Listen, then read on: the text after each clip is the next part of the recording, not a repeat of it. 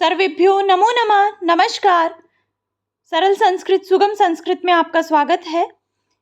आज का ये जो वीडियो है हमारा रिवीजन क्लास से संबंधित, इसमें हम अव्यय और उपसर्ग दोनों ही विषयों को पढ़ेंगे, दोनों को ही रिवाइज करेंगे।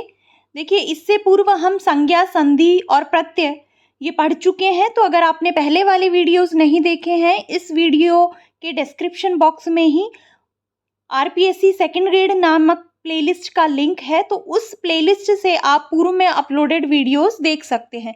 इसके अतिरिक्त अगर आप डिटेल में पढ़ना चाहते हैं सेकंड ग्रेड के लिए, तो भी आप आरपीएससी सेकंड ग्रेड की प्लेलिस्ट से पढ़ सकते हैं। वहाँ पर हमने संपूर्ण पाठ्यक्रम को पढ़ा है, टॉपिक वाइज पढ़ा है। तो बहुत सारे वीडियोस सेकंड ग्रेड से रिलेटेड उपलब्ध हैं। आरपीएससी सेकंड ग्रेड की प्लेलिस्ट से आप पढ़ सकते हैं। सेकंड ग्रेड के अतिरिक्त तो और बहुत सारी प्लेलिस्ट चैनल पर उपलब्ध हैं। तो आप जिस भी विषय को पढ़ना चाहते हैं, मेरा अनुरोध है कि आप चैनल पर जाएं, प्लेलिस्ट पर जाएं। प्लेलिस्ट में जिस भी विषय से संबंधित है आप ढूंढिए, आपको निश्चित रूप से हर विषय पर एक ना एक वीडियो चैनल पर मिलेगा।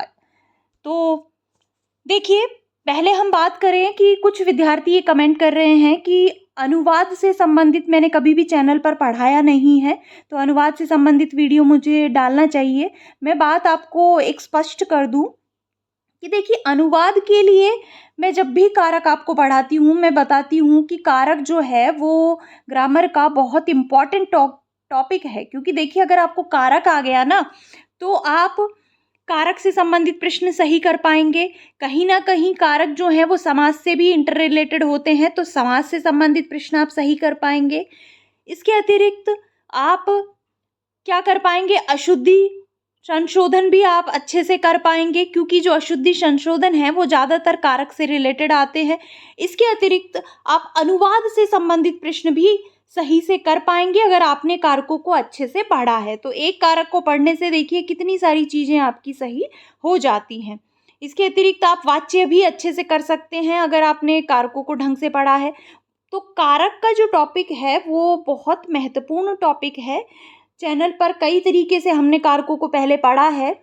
लघु सिद्धांत कौमुदी के अनुसार, सेकंड ग्रेड के सिलेबस के अनुसार कारक को हमने पहले पढ़ा है। अभी कुछ दिन पहले जो फर्स्ट ग्रेड का पेपर हुआ था, उसमें भी मैंने रिवीजन में कारक पढ़ाया था। तो वैसे हमने पढ़ा है। सिद्धांत कौमुदी के अनुसार संस्कृत व्याकरण की प्लेलिस्ट में कारक सम्मिलित है। तो अगर आप अनुवाद अच्छे से करना चाहते हैं, तो देखिए, इतना तो बेसिक है कि अगर आप सेकंड ग्रेड के एग्ज़ाम में बैठ रहे हैं तो आपको धातु रूप, शब्द रूप ये सब आते होंगे। तो एक तो उपयोगी चीज़ आपके लिए होगी, धातु रूप, शब्द रूप आपको आते हैं। दूसरा, चूंकि 4 ऑप्शन आपको दिए जाते हैं, तो अगर आपको प्रॉपरली नहीं भी आता तो आप देखकर समझ सकते हैं। अगर आपको कारकों का प्रॉपर ज्ञान है तो आप 4 ऑप्शंस में से एक ऑप्शन पहचान सकते हैं। तो मेरी आपसे ये प्रार्थना है या अनुरोध है कि अगर आप अनुवाद से संबंधित क्वेश्चन सही करना चाहते हैं तो आप कारकों को बहुत अच्छे तरीके से पढ़िए। इसके अलावा अगर आप चाहते हैं, आप कमेंट कर दीजिए, तो मैं क्वेश्चंस लेकर आ जाऊंगी अनुवाद से संबंधित। पिछले सालों में जितने भी क्वेश्चंस आए हैं परीक्षाओं में, किस किस तरीके से अनुवाद के प्रश्न पूछे जा सकते हैं, तो इस तरीके का एक वीडियो हम लेकर आ सकते हैं। अनुवाद करना मैं आपको यहाँ पर नहीं सिखा सकती, क्योंकि ये बहुत ही बेसिक चीज़ है संस्कृत की, और ये बहुत लंबा प्रोसेस है। क्योंकि अनुवाद अगर आपको कुछ नहीं आता, मान लीजिए आपको पहले वचन सिखाने पड़ेंगे, लिंग सिखाने पड़ेंगे, फिर शब्द रूप आपको याद करने होंगे, धातु रूप याद करने होंगे, कारकों का ज्ञान आपको होना चाहिए। तो ये सारी बहुत सारी चीज़ें हैं, अव्यय शब्द आपको आने चाहिए, तब कहीं जाकर आप अनुवाद कर पाएंगे। तो मैं ऐसा मानकर चलती हूँ कि ये सब चीज़ें आपको पहले से आती हैं। अगर थोड़ा बहुत मतलब सारी चीज़ें नहीं भी आती, तो 4 ऑप्शंस जो आपको मिलते हैं उनमें से आप आराम से एक सही छांट सकते हैं, अगर आप समझ रहे हैं कि ये क्या अनुवाद करवाना चाहता है। तो आप कमेंट करके बताइएगा अगर आप चाहते हैं, तो मैं पिछले सालों में जो प्रश्न पूछे गए हैं अनुवाद से संबंधित, वो एक वीडियो हम लेकर आ जाएंगे। तो आइए आज का वीडियो प्रारंभ करें। सबसे पहले बात करते हैं अव्ययों से संबंधित। तो देखिए, अव्ययों में बहुत सारे अव्यय हैं, लेकिन इस वीडियो में हम कुल 22 अव्ययों के विषय में बात करेंगे। अत्र, अद्य, इतः, इत्थम, इदानीं, शनै, उच्चै, नीचै, नमः, कथम, कदापि, किल, पुनः, यथा, तथा, खलु, धिक्, प्रातः, चिरं, किमर्थं, कुतः, कदा। इनमें से एक दो ऐसे अव्यय हैं जो जब दोबारा सिलेबस आया था अभी 2022 वाला सेकंड ग्रेड के लिए, तो उसमें से कुछ हटा दिए गए हैं, तो एक्स्ट्रा ही हैं इसमें। तो आइए देखते हैं। सबसे पहले बात करें अव्यय क्या होते हैं, तो सदृशम त्रिषु लिंगेषु सर्वासु च विभक्तिषु वचनेषु च सर्वेषु यन्न व्ययति तद अव्ययम। जो तीनों लिंगों में समान होता है, सभी विभक्तियों में समान होता है, सभी वचनों में समान होता है और जिसका व्यय नहीं होता वो अव्यय कहलाता है। अर्थात जो पद तीनों लिंग, तीनों विभक्तियों और तीनों वचनों में समान रहता है, जिसमें किसी प्रकार का विकार नहीं होता, वो अव्यय होता है। अव्ययों के संबंध में देखिए कुछ आवश्यक बातें हैं, वो आपको जान लेनी चाहिए। पहली बात तो ये है कि अगर अव्यय के साथ कुछ भी जोड़ दिया जाए, कोई भी धातु पद जोड़ दिया जाए या कुछ भी और जोड़ दिया जाए किसी अव्यय के साथ, तो उसका मौलिक स्वरूप जो है वो परिवर्तित हो जाता है और तब वो अव्यय नहीं रहता, तब उसके लिंगों में, वचनों में रूप चल सकते हैं। तो जब भी अव्यय से संबंधित प्रश्न आए, आपको ध्यान से देखना है कि कहीं किसी अव्यय के साथ कुछ और तो जोड़ दिया नहीं गया है। अगर अव्यय के साथ कुछ जोड़ दिया गया है तो इसका मतलब है कि वो अब अव्यय नहीं रहा है, तो उसके रूप चल सकते हैं लिंग, विभक्ति और वचनों में। दूसरी बात यह है कि अव्ययों में विभक्तियों का लोप होता है अव्यादाप सुपह सूत्र से। तो अव्यय के साथ आपको किसी प्रकार की कोई विभक्ति दिखाई नहीं देगी, तो ये अव्ययों के संबंध में महत्वपूर्ण बात है। अब अव्ययों से संबंधित किस प्रकार के प्रश्न पूछे जाते हैं, तो देखिए मुख्यतः दो तरीके के प्रश्न पूछे जाते हैं। या तो ये खाली स्थान देकर अव्यय उसमें भरवाया जाता है कि ये जैसे कोई भी लाइन आपको दे दी, कोई पद्य दे दिया कि इसमें उचित अव्यय कौन सा है, तो इस तरीके का प्रश्न पूछा जा सकता है। या फिर दूसरे जो प्रश्न पूछे जाते हैं वो अर्थ से संबंधित पूछे जाते हैं कि इस अव्यय का प्रयोग, मान लीजिए कोई लाइन दे दी कि इस लाइन में ये जो अव्यय है ये किस अर्थ में प्रयुक्त हुआ है, इस तरीके का प्रश्न पूछा जा सकता है। या लाइन न देकर केवल अव्यय का अर्थ कि खलु का क्या अर्थ होता है, इस तरीके से पूछा जा सकता है। तो अव्यय जो हैं उनके अर्थ आपको मालूम होने चाहिए। अगर आपको अच्छे से उनके अर्थ पता है, किन कॉन्टेक्स्ट में उनको यूज़ किया जा सकता है, उनका प्रयोग किया जा सकता है, ये पता है, तो निश्चित रूप से आप अव्यय से संबंधित प्रश्न सही करेंगे। तो यहाँ पर हम अव्यय के अर्थ देखते हैं और एक एक वाक्य में उनका प्रयोग भी देख लेते हैं कि ये किस प्रकार के अर्थ देते हैं। तो पहला जो अव्यय है वो है अत्र। अत्र का तात्पर्य होता है यहाँ, अत्र उपविशतु, यहाँ पर बैठो। दूसरा अव्यय है अद्य। अद्य का तात्पर्य होता है आज, नंदः अद्य आगमिष्यति, नंद आज आएगा। तीसरा अव्यय है इतः। इतः का तात्पर्य होता है यहाँ से, इस जगह से। तो इसका जैसे वाक्य है कृष्णः इतः एव अपठत्, कृष्ण यहाँ से ही पढ़ा। तो इतः का तात्पर्य है यहाँ से। इत्थम, इत्थम का तात्पर्य है इस प्रकार, जैसे इत्थम करणीयम, इस प्रकार करना चाहिए। इदानीम, इदानीम का तात्पर्य है अब। तो इदानीम अहम अलवरे वसामि, अब मैं अलवर में रहता हूँ, रहती हूँ। अगला है शनै। शनै का तात्पर्य होता है धीरे धीरे, मंद गति से। तो वृद्धः शनै चलती, वृद्ध व्यक्ति शनै धीरे धीरे चलता है, मंद गति से चलता है। सातवां अव्यय है उच्चई। उच्चई से भी ये कहा जा सकता है। उच्चई का तात्पर्य होता है ऊंचा या फिर महान। तो जैसे गुरु शिखरम उच्चई अस्ति, गुरु शिखर ऊंचा है, गुरु शिखर महान है। इसी प्रकार नीचई, नीचई का तात्पर्य होता है नीचा, जैसे कि नद्यः जलम नीचई गच्छति, नदियों का जल नीचे की ओर जाता है। तो उच्चई ऊंचा और नीचई नीचा।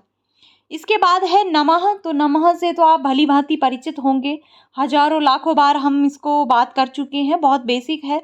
नमः का तात्पर्य होता है नमस्कार, प्रणाम करना, और इसके योग में चतुर्थी विभक्ति का प्रयोग होता है। तो वासुदेवाय नमः, गणेशाय नमः। और इसके संबंध में हमने कारकों में पढ़ा भी था कि अगर इसके साथ धातु रूप प्रयुक्त कर दिया जाए, तिगंत प्रयुक्त कर दिया जाए, तो फिर ये चतुर्थी का प्रयोग यहाँ पर नहीं होगा, क्योंकि फिर ये अव्यय नहीं रहेगा।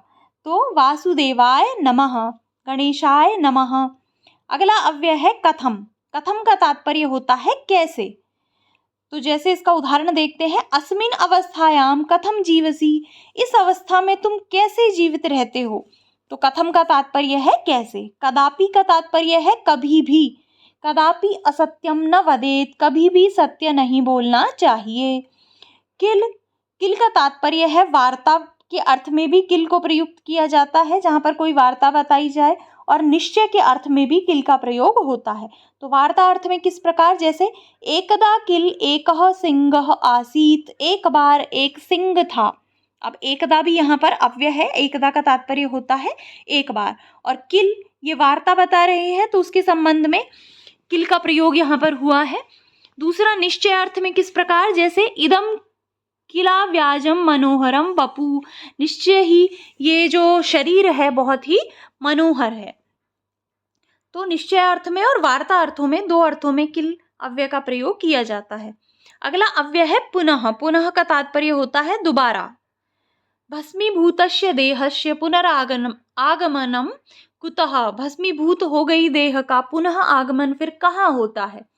तो पुनः का तात्पर्य है दोबारा। यथा और तथा ये लगभग एक साथ प्रयुक्त होने वाले अव्यय हैं। तो यथा का तात्पर्य होता है जैसे, तथा का तात्पर्य होता है वैसे। यथा राजा तथा प्रजा, और अहम यथा कार्यम करोमि तथा फलम प्राप्नोमि, मैं जैसा कार्य करूंगा वैसा ही फल मुझे मिलेगा। तो यथा और तथा ये दोनों युग्म अव्यय है, इस तरीके से भी आप मान सकते हैं, क्योंकि दोनों का एक साथ लगभग प्रयोग किया जाता है। अगला अव्यय है खलु। खलु निश्चय अर्थ में और निषेध अर्थ में, दोनों ही अर्थों में प्रयुक्त होता है। तो निश्चय अर्थ में कैसे, जैसे कि सर्वम खलु इदम ब्रह्म, सब कुछ ये निश्चित रूप से ब्रह्म ही है। तो निश्चयार्थक यहाँ पर खलु का प्रयोग हुआ है। दूसरा है पीत्वा खलु, मत पियो, निषेध करने के अर्थ में भी खलु का प्रयोग किया जाता है। धिक, धिक का तात्पर्य है धिक्कार। धिक के योग में द्वितीय का प्रयोग होता है, जैसे दुर्जनम धिक, दुर्जन को धिक्कार है। प्रातः, प्रातः का तात्पर्य है सुबह। तो सूर्य प्रातः उदेति, सूर्य प्रातः काल में उदित होता है। इसी प्रकार चिरम, चिरम का तात्पर्य हो जाता है बहुत समय तक, लंबे समय पर्यंत। तो मुहूर्तम ज्वलितम श्रेयो न च धूमायितम चिरम, एक मुहूर्त में क्षण भर में जल जाना श्रेष्ठ है, जबकि लंबे समय तक धूमायित होना, धुआं छोड़ना सही नहीं है। तो चिरम का तात्पर्य है बहुत समय तक, लंबे समय तक। अगला है किमर्थम। किमर्थम का तात्पर्य है क्यों। सह किमर्थम गतवान, वो क्यों गया, किस लिए गया। तो किमर्थम किस लिए, क्यों अर्थ में किमर्थम होता है। कुतः, कुतः का तात्पर्य है कहाँ से। भवान कुतः आयाति, आप कहाँ से आए हो। इसी प्रकार कदा, कदा का तात्पर्य होता है कब। भवती कदा पठती, आप कब पढ़ती हो। तो कदा कब होता है, कुतः होता है कहाँ से। तो सारे अव्ययों का अर्थ आपको अच्छे से याद रखना है। अगर आपको अर्थ अच्छे से याद रहा तो आप देखिए, वहाँ पर अगर वाक्य दिया गया तो दो चीज़ें बेसिक हैं। एक तो आपको अव्ययों के अर्थ पता होने चाहिए, दूसरा आपको वाक्य समझ आना चाहिए कि वाक्य का अर्थ क्या है। तो अगर आप अर्थ समझ पाएंगे तो वहाँ पर आप उपयुक्त अव्यय भी रख पाएंगे। तो ये आप प्रैक्टिस से कर पाएंगे। प्रैक्टिस कीजिए बार बार अव्ययों की। पहले जो प्रश्न आए हैं उनको सॉल्व कीजिए। इसके अतिरिक्त चैनल पर भी देखिए अव्यय से संबंधित वीडियोस भी हैं, जहाँ पर हमने क्वेश्चंस को सॉल्व किया है। बहुत सारी क्वेश्चन से रिलेटेड प्लेलिस्ट हैं, बार बार मैं आपको बताती हूँ। क्वेश्चन पेपर है, टेस्ट सीरीज है, प्रैक्टिस सेट है, ओल्ड क्वेश्चन पेपर है। इसके अतिरिक्त और भी हैं जिनके कि मैं नाम भूल गई हूँ, बहुत पहले जो अपलोडेड हैं। तो आप प्लेलिस्ट में जाएंगे, वहाँ पर आपको प्लेलिस्ट दिखेंगी, और जहाँ तक आपको दिखेंगी उसके बाद इस तरीके का साइन दिखाई देगा। जब आप इसको टच करेंगे तो और भी प्लेलिस्ट आ जाएंगी। तो आप सारी प्लेलिस्ट को एक्सप्लोर कीजिए, ज़्यादा से ज़्यादा क्वेश्चन सॉल्व कीजिए, क्योंकि ये आपकी मदद करेंगे कि किस तरीके के प्रश्न पूछे जाते हैं। और देखिए, प्रश्न रिपीट भी होते हैं परीक्षाओं में बार बार। तो अगर आप प्रश्नों को सॉल्व करेंगे तो हो सकता है कोई सीधा सीधा प्रश्न आपको परीक्षा में देखने को मिल जाए। तो ये तो बात हो गई अव्ययों की। अब हम बात करते हैं उपसर्ग। संस्कृत में 22 उपसर्ग हैं, जैसा कि हम सभी जानते हैं। उपसर्ग क्या है, तो जो प्रादि हैं, जब उनका क्रिया के साथ योग होता है तो ये उपसर्ग कहलाते हैं। कौन कौन से प्रादि में कौन कौन से 22 उपसर्ग आते हैं, तो प्र, परा, अप, सम, अनु, अव, निस, निर, दुस, दुर, वी, आंग, नि अधि अपि अति, सु उत अभि प्रति परि और उप, ये 22 उपसर्ग माने गए हैं। देखिए वैसे तो इस तरीके का प्रश्न नहीं पूछा जाता कि कौन सा निम्न में से संस्कृत में उपसर्ग नहीं है, तो इस क्वेश्चन के लिए तो आपको 22 उपसर्ग याद करने की ज़रूरत नहीं है। लेकिन अगर आपको 22 उपसर्ग याद होंगे तो निश्चित रूप से ये उपसर्गों से संबंधित आपका प्रश्न हल करने में मदद करेंगे। कैसे? क्योंकि कई बार जब पूछा जाता है कि जैसे कोई आपको शब्द दे दिया कि इसमें कौन सा उपसर्ग है, तो वहाँ पर 2 ऑप्शन तो बिल्कुल ऐसे होंगे जो आप समझ जाएंगे कि ये इसमें नहीं है। 2 ऑप्शन आपको ऐसे दिए जाएंगे जिनमें आप कंफ्यूज हो रहे हैं। जैसे कहीं पर आपको दुर्जन इस तरीके से दिखाई दिया, अब वहाँ पर दुर और कुछ मान लीजिए दुष इस प्रकार का ऑप्शन दे दिया, तो आपको पता होना चाहिए कि दुष इस प्रकार का कोई उपसर्ग है ही नहीं। दुष और दुर 2 ये उपसर्ग हैं। तो अगर आप उपसर्गों को क्रम से याद रखेंगे, अच्छे से याद रखेंगे, तो आपको निश्चित रूप से मदद मिलेगी उपसर्गों से संबंधित प्रश्न हल करने में। तो आपको ये 22 उपसर्ग याद होने चाहिए जिससे आप आराम से क्वेश्चन समझ पाएँ, उनको हल कर पाएँ। अब उपसर्गों के विषय में और भी कुछ बातें हैं। जो उपसर्ग होते हैं इनकी गति संज्ञा भी होती है गतिश्च सूत्र से। इसके अतिरिक्त इनका धातु से पूर्व प्रयोग किया जाता है ते प्राग धातु सूत्र से। और दूसरी बात, नित्या धातु उपसर्गयो, धातु और उपसर्ग के मध्य जो संधि कार्य होता है वो नित्य होता है। संहिता 3 स्थानों पर नित्य होती है, ये हमने संधि में पढ़ा था। तो जब धातु और उपसर्ग के मध्य, जब धातु और उपसर्ग को मिलाएंगे, पास पास लिखेंगे, तो उनमें संधि कार्य करना नित्य ही होता है। तो वे शब्दांश जिनका पृथकतः अर्थ नहीं होता किंतु जो धातु के साथ जुड़कर उनके अर्थ को परिवर्तित कर देते हैं, वो उपसर्ग कहलाते हैं। कहीं कहीं पर ये केवल धातु के अर्थ के पोषक होते हैं, उसको उसके अर्थ को परिवर्तित नहीं करते। जैसे कि शोभते में जब सु उपसर्ग लगा देंगे सुशोभते, तो ये केवल धातु के अर्थ का पोषक हो जाएगा, कोई परिवर्तन नहीं हुआ। सुशोभित होता है, थोड़ा सा बढ़ा दिया उसने धातु के अर्थ को। तो इस प्रकार से ऐसे शब्द या ऐसे शब्दांश जिनका पृथकतः अर्थ नहीं होता, जो धातु के साथ जुड़कर उनके अर्थ को परिवर्तित करते हैं, वो उपसर्ग कहलाते हैं। अब यहाँ पर हम उपसर्गों का जो सामान्य अर्थ है, जिस प्रकार का अर्थ वो धातुओं के साथ जुड़कर दे देते हैं, वो देखते हैं और कुछ उनके उदाहरण देखते हैं। पहला उपसर्ग है प्र। प्र का जो सामान्य अर्थ है वो है उत्तम अर्थ में प्रकृष्ट, उत्कृष्ट, अधिक, असीमित और प्रगत। इन अर्थों में प्र उपसर्ग जुड़ता है। तो जैसे नम धातु के साथ प्रणमति, प्रवहति, प्रकरोति, प्रभवति, इस प्रकार से प्र जुड़कर धातुओं के साथ इस तरीके के अर्थ आते हैं। दूसरा है परा।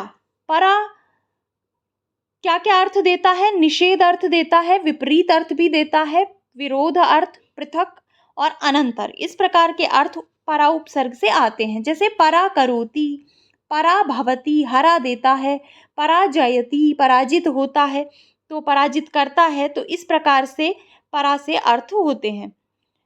तीसरा उपसर्ग है अप। अप जो उपसर्ग है उसका जो सामान्य अर्थ है वो है कम अर्थ में, न्यूनता, हीनता, हानि पहुंचाना, अलग होना इत्यादि। तो जैसे ह्री धातु के साथ अप होकर अपहरति, अपहरण करता है, अपकरोति, अपकार करता है, अपाकरोति, दूर करता है। तो ये तो इनके सामान्य अर्थ हैं, लेकिन देखिए जब धातु के साथ ये जुड़ते हैं तो कुछ अलग ही अर्थ धातु का कर देते हैं। क्री धातु का मतलब करना होता है और अपाकरोति मतलब दूर कर देता है, अपकार करता है। तो करता है उसकी प्रकृष्टता कर दी, क्या करता है? अपकार करता है, दूर करता है, अपहरण करता है। तो इस तरीके के अर्थ अप उपसर्ग जुड़ने से आ जाते हैं। इसी प्रकार जैसे अपव्यय, अधिक खर्च करता है, इस प्रकार से। चौथा उपसर्ग है सम। सम का जो सामान्य अर्थ होता है वो होता है अच्छा, सुष्ठु, उचित, संयुक्त और साथ। तो पठ से जैसे सम पठती, अच्छी प्रकार से पढ़ता है, भली भांति पढ़ता है, संभवती होता है, संहरति, संहार करता है, संपश्यति, भली भांति देखता है, उचित प्रकार से देखता है, सुष्ठु प्रकार से देखता है। तो इस प्रकार के अर्थ सम से होते हैं। अगला है अनु। अनु का जो सामान्य अर्थ है वो है बाद, पीछे, क्रम से या अनुकरण अर्थ में। तो जैसे अनुगच्छति अनुकरण करता है, पीछे पीछे आता है, अनुपश्यति पीछे देखता है, अनुसरति अनुसरण करता है। तो इस तरीके से अनु उपसर्ग धातुओं के साथ लगता है। अगला उपसर्ग है अव। अव का सामान्य अर्थ है नीचे, नीचे अर्थ में भी ये होता है, दूर करना अर्थ भी ये दे देता है, अपमान करना, समझना। जैसे अवगच्छति गम धातु के साथ जब अव उपसर्ग जुड़ जाता है तो अवगच्छति पद बनता है, जिसका तात्पर्य होता है समझता है। अवचिनोति भली भांति चुनता है, अवलोकयति देखता है। तो इस तरीके से इनसे धातुएं अर्थ अपना परिवर्तित करती हैं। अगला उपसर्ग है निस। निस का जो सामान्य अर्थ होता है वो निकलना अर्थ में हो सकता है, दूर रहना, अभाव, मनाही, निषेध इत्यादि अर्थों में होता है।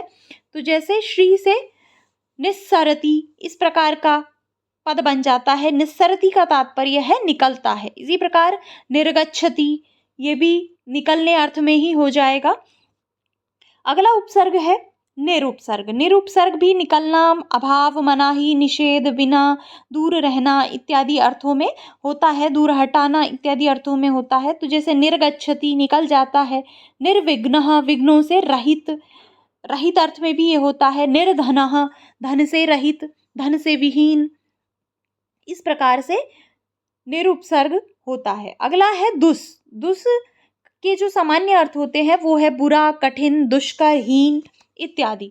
तो क्री के साथ धातु के साथ जब दुष होता है तो दुष्करोति, दुस्सहते, दुस्साध्य, कठिन, मुश्किल इन अर्थों में जो धातुएं हैं वो अर्थ देती हैं। मुश्किल से साध्य, जो दुष्कर है जिसको साध्य करना वो दुस्साध्य। तो इस तरीके से इससे पद बनते हैं। अगला है दुर। दुर भी लगभग सेम अर्थों में होता है, बुरा, कठिन, दुष्कर, हीन। तो जैसे दुराचरति बुरा आचरण करता है, दुर्भावते दुर्गति बुरी गति। तो इस तरीके के पद ये दुर से बन जाते हैं। अगला है वी। वी के जो सामान्य अर्थ है वो होते हैं विशेष, रहित, विपरीत, विभिन्न, रहित इन अर्थों में। तो जैसे ह्री धातु से विहरति पद बन जाएगा, विहार करता है, विकसति विकसित होता है, विस्मरति भूल जाता है, विस्मरण करता है। इस प्रकार के यहाँ पर बनते हैं पद। अगला जो उपसर्ग है वो है आंग। अब देखिए कई बार ये प्रश्न पूछा जाता है, जैसे आपको आहर्ति पद दे दिया, अब यहाँ पर पूछेंगे कि कौन सा उपसर्ग है, पहला ऑप्शन देंगे आ। तो आपको पता होना चाहिए कि आ कोई उपसर्ग है ही नहीं, उपसर्ग जो है वो है आंग। तो इसलिए मैं आपको कह रही हूँ कि आपको उपसर्गों को सारे क्रम से याद रखना चाहिए। आंग जो उपसर्ग है वो तक अर्थ में होता है, चारों ओर अर्थ में होता है, संपूर्ण या स्वल्प अर्थ में भी होता है, विपरीत और सीमा अर्थ में होता है। सीमा बताने के लिए भी आंग उपसर्ग का प्रयोग किया जाता है। तो जैसे आगच्छति आता है, आहरति, आनयति लाता है, इस प्रकार के अर्थ होते हैं। अगला है नी। नी जो है वो नीचे अर्थ में निश्चित, हटना, निषेध और अंदर अर्थों में होता है। जैसे निवारयति रोकता है, निवसति रहता है, नीकरोति नीचे करता है। तो इस प्रकार के अर्थ धातुओं के हो जाते हैं नी उपसर्ग जुड़ने से। अगला है अधि। अधि जो है उसके सामान्य अर्थ होते हैं अधिक, अधिकार, प्रधानता का भाव जहाँ पर हो वहाँ पर अधि जुड़ता है, ऊपरी भाव का अर्थ हो वहाँ पर अधि जुड़ता है, प्राप्त करना अर्थ में अधि जुड़ता है। तो जैसे अधिगच्छति गम धातु से जब अधि जोड़ देंगे तो उसका तात्पर्य हो जाएगी प्राप्त करता है। इसी प्रकार अध्यासते ऊपर बैठता है, अधितिष्ठति ऊपर बैठता है। इस प्रकार के पद यहाँ पर बन जाते हैं। अगला उपसर्ग है अपि। देखिए अपि भी एक उपसर्ग है, ये आपको ध्यान रखना है। अपि का जो तात्पर्य होता है वो होता है भी और समीप, छिपाना और ढकना, इन सभी अर्थों में अपि का उपसर्ग के रूप में प्रयोग किया जाता है। तो अपि एक अव्यय भी है और अपि उपसर्ग भी है। ये स्पेशल है क्योंकि आप अपि को केवल अव्यय समझ सकते हैं, लेकिन आपको ध्यान रखना है अपि उपसर्ग भी होता है। किस तरह से ये होता है, अप्यसति, अपि अपि दधाति छिपाता है, इस अर्थ में अपि का दा धातु के साथ जब पूर्व प्रयोग होता है तो अपि दधाति इस प्रकार का पद बनता है। अगला उपसर्ग है अति जो है अतिशय अर्थ में होता है, बढ़कर, अधिक, उत्कर्ष, बहुत, इन सारे अर्थों में अति उपसर्ग का प्रयोग होता है। जैसे अत्याचरति, अधिक, अतिशय बढ़कर आचरण करता है, अत्याचार करता है, अत्याचरति, अत्यंतः, अतिक्रमति, इस प्रकार से इससे शब्द बनते हैं। अगला उपसर्ग है सु। सु उपसर्ग सुष्ठु, उचित, अच्छा, बहुत अधिक, सुंदर, श्रेष्ठ इत्यादि अर्थों में होता है। तो जैसे उत्कर्ष जहाँ पर बढ़ता हुआ दिखाई दे, वहाँ पर इस अर्थ में भी सु का प्रयोग होता है। जैसे सुशोभते, सुस्तुतम, अच्छी प्रकार से स्तुति किया गया, सुपूजितम, भली प्रकार से, सुष्ठु प्रकार से पूजा गया। तो इन सभी अर्थों में सु उपसर्ग का प्रयोग होता है। अगला उपसर्ग है उत। उत उपसर्ग ऊपर अर्थ में, ऊंचा, बाहर निकलना अर्थों में होता है। तो जैसे स्था धातु के साथ उत्तिष्ठति, ऊपर उठता है, ऊपर बैठता है, उद्भवती, उद्भव होता है, उत्थाय, उठकर, इस प्रकार के पद इससे जुड़कर बन जाते हैं। अगला है अभी। अभी समीप अर्थ में होता है, समक्ष या तरफ अर्थ में होता है, सामने, श्रेष्ठ, और इन सभी अर्थों में अभी उपसर्ग होता है। जैसे अभिगच्छति, उस ओर जाता है, अभिनयति, अभिनय करता है, अभिनिविशते, मन लगता है, इन अर्थों में अभी का प्रयोग होता है। तो अभी भी एक उपसर्ग है, आपको ध्यान रखना है। अभी, अपि, इनमें आप थोड़ा कंफ्यूज हो सकते हैं कि उपसर्ग है कि नहीं है, तो ध्यान रखना है, ये उपसर्ग माने गए हैं संस्कृत में। अगला उपसर्ग है प्रति, जो कि विपरीत, प्रत्येक और परिवर्तन अर्थों में धातुओं के साथ प्रयुक्त होता है। प्रतिवदति, प्रतिवाद करता है, विपरीत बोलता है, वापस बोलता है। प्रति उत्तरम, उल्टा उत्तर देता है, विपरीत उत्तर देता है। प्रति एकः, प्रत्येकः अर्थ में ये होता है। उसके अतिरिक्त अगला है परि। तो परि समीप या चारों ओर अर्थों में होता है। जैसे परिक्रमयति, चारों ओर क्रम से परिक्रमा करता है। परिचरति, परिचरण करता है। परिहसति, तो इन सभी अर्थों में परि का प्रयोग होता है। और अंतिम उपसर्ग है उप। उप जो उपसर्ग है वो समीप अर्थ में, पास अर्थ में, स्तुति अर्थ में, छोटा और द्वितीयक, इन सभी अर्थों में उप उपसर्ग प्रयुक्त होता है धातुओं के साथ। जैसे गम धातु के साथ उपगच्छति, समीप जाता है, इस प्रकार का अर्थ हो जाता है उप जुड़ने से। उपनयति, पास लाता है, ये अर्थ हो जाता है। उपहरति, उपहार देता है, श्री धातु से। इस प्रकार के अर्थ, भिन्न भिन्न अर्थ हो जाते हैं। तो यहाँ पर जो मैंने उपसर्गों के अर्थ बताए हैं, इसके अतिरिक्त भी अर्थ धातुओं के हो जाते हैं। तो आपको ज़्यादा से ज़्यादा इस तरीके के शब्द देखने हैं जिनमें उपसर्ग प्रयुक्त हुए हैं, उनके अर्थों को समझना है। तो आशा है ये जो वीडियो है ये आपको अव्यय और उपसर्ग समझने में आपकी मदद करेगा। और इसी आशा के साथ इस वीडियो को अब यहीं पे समाप्त करते हैं। अगर आपको ये पसंद आया है तो आप इस वीडियो को लाइक अवश्य कर दें।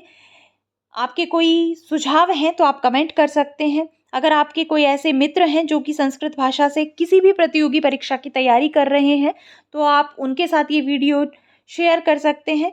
इसके अतिरिक्त अगर आप चैनल पर नए हैं या आपने अभी तक चैनल को सब्सक्राइब नहीं किया है तो चैनल को सब्सक्राइब कर लें। जब आप ये वीडियो देख रहे हैं तो नीचे चैनल का नाम आ रहा है, वहाँ पर सब्सक्राइब लिखा हुआ आ रहा है। आप जब उसको टच करेंगे तो सब्सक्राइब हो जाएगा। जब सब्सक्राइब टच हो जाएगा तो उसकी बगल में जो घंटी का निशान है उसे भी दबा दें और वहाँ पर 3 ऑप्शंस आपको दिखाई देंगे। पहले नंबर का ऑप्शन ऑल आएगा, तो उस ऑल को भी टच कर दें, जिससे आगे जो भी वीडियोस मैं यहाँ से अपलोड करूँ, जो भी कम्युनिटी में मैं आपको कोई मैसेज दूँ, तो वो सभी आपको मिल सके। तो इस वीडियो को अब यहीं समाप्त करते हैं। धन्यवाद।